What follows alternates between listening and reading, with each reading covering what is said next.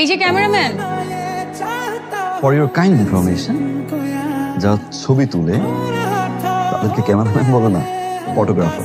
আমার কেন যদি মনে হচ্ছে আপনার ক্যামেরাতে আমার কিছু ছবি আছে। আসলে বিয়ে বাড়িতে তো অনেক মানুষের ভিড়ে একটা দুটো ছবি হয়তো আপনার থাকতে। আচ্ছা একটু দেখি, সমস্যা কি? কারো পারমিশন ছাড়া ছবি তোলা প্রাইভেসি ভায়োলেন্স। ডিলিট করে দেন। ডিলিট আপনি করবেন, অবশ্যই করবেন, কিন্তু তার আগে আমাকে ছবিগুলো পাঠিয়ে দিবেন। হোয়াটসঅ্যাপে পাঠিয়ে দিন। হোয়াটসঅ্যাপে দিতে হবে কেন? আমি আপনাকে ইমেল আইডি দিয়ে দিচ্ছি, ইমেল আইডি পাঠিয়ে দেবেন। ইমেল আইডিটা বলুন। দিচ্ছি, পরে দিচ্ছি, এখন দিতে হবে। Saurav Ahmed. Dipa. Nice perfume. Nice to meet you. Help করবেন। কি হেল্প মিস্টার ক্যামেরাম্যান? ফটোগ্রাফার। এখন আবার আমার আপনার ছবি তুলে দিতে হবে? বাবা আরেকটা বাবা বলুন তো, ডেফিনেটলি বের করে যাবে কোন ছেলে, যে কোন ছেলে, আই প্রমিস। আই সেড আবার।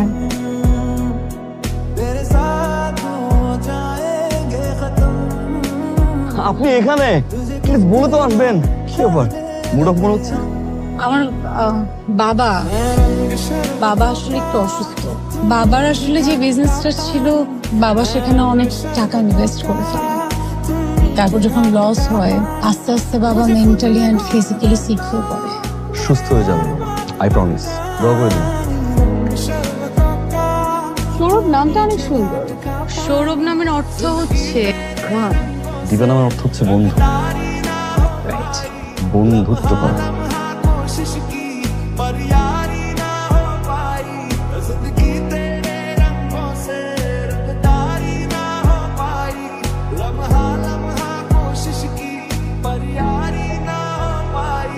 অনেক সুন্দর লাগছে।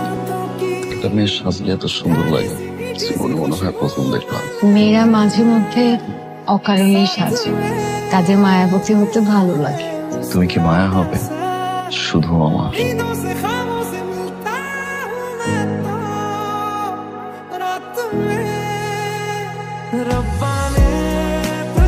তুমি এখানে কেন? ফোন ধরতেছ না, টেক্সট দিচ্ছ না, তুমি ঠিক আছে?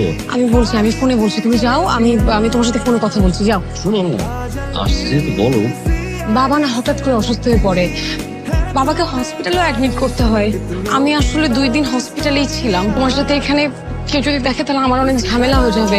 তুমি প্লিজ যাও, আমি তোমার সাথে ফোনে কথা বলবো। তুমি যাও।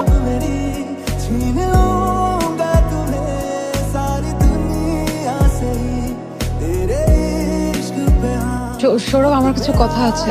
আমি তোমাকে বলেছিলাম না যে বাবার বিজনেসে অনেক লস হয়, অনেক ঋণ জমা হয়েছে। সবকিছু দেখাশোনা করে বাবার বন্ধু আনিস আঙ্কেল। আমি জানি তো। আরো কিছু কথা আছে, তোমার শুনতে হবে।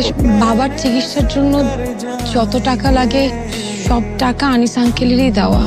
এখন আনিস আঙ্কেল চাচ্ছে তার ছেলের সাথে আমাকে বিয়ে দিতে। বাবাও এতে রাজি। সৌরভ, এমন না যে আমার অমতে রাজি হয়েছে।